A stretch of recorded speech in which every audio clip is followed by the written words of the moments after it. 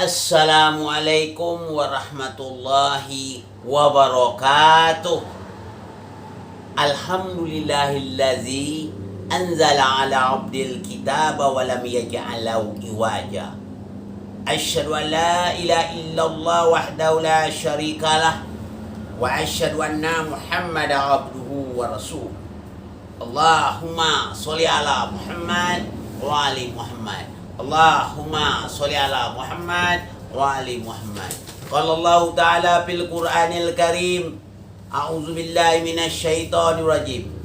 Bismillahirrahmanirrahim. Qad aflahal mu'minun alladzina hum fi sholatihim khashi'un. Sadaqallahul azim.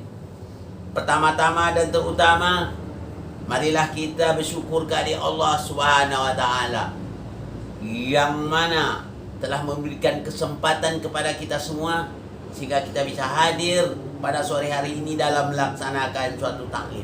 Mudah-mudahan Allah tetap berserta kita.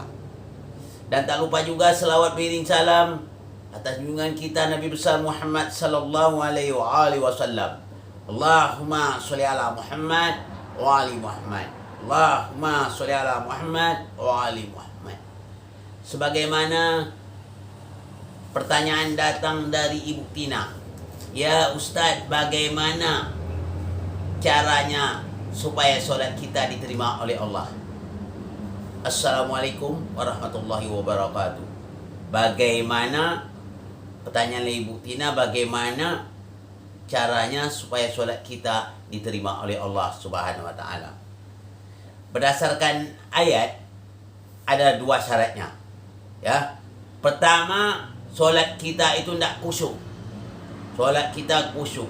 Sebagaimana yang dinyatakan oleh Allah, qad aflahal mu'minun allazina hum fi solatihim khashi'un.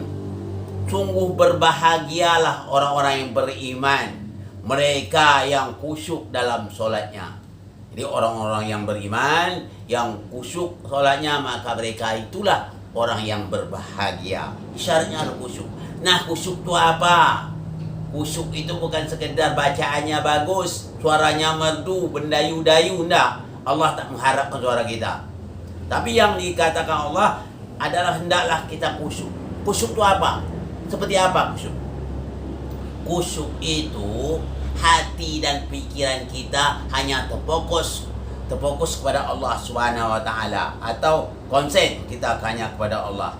Dalam solat itu tidak ada mengingat yang selain daripada Allah. Kalau kita mengingat selain daripada Allah, namanya solat tidak khusyuk. Jadi solat khusyuk itu ingat kita hanya semata-mata kepada Allah. Hati dan pikiran kita hanya kepada Allah Subhanahu wa Ta'ala.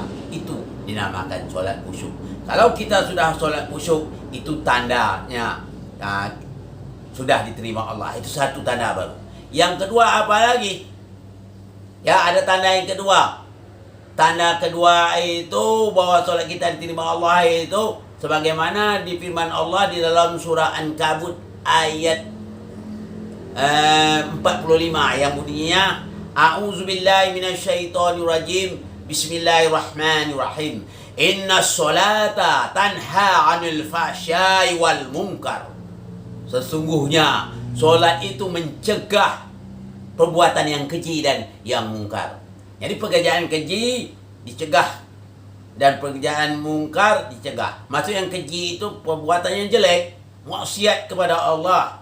Ya, itu pekerjaan yang fahsya itu. Mungkar itu juga kita cegah.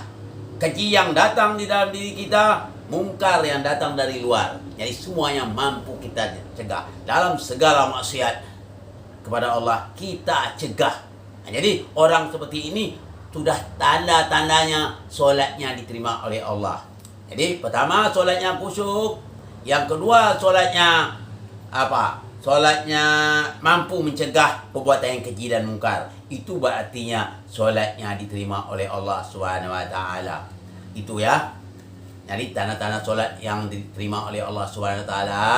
Pertama, solatnya khusyuk. Kedua, mampu mencegah perbuatan yang keji dan mungkar. Ada juga pertanyaan ini, ya Ustaz, apakah pernah Ustaz sendiri?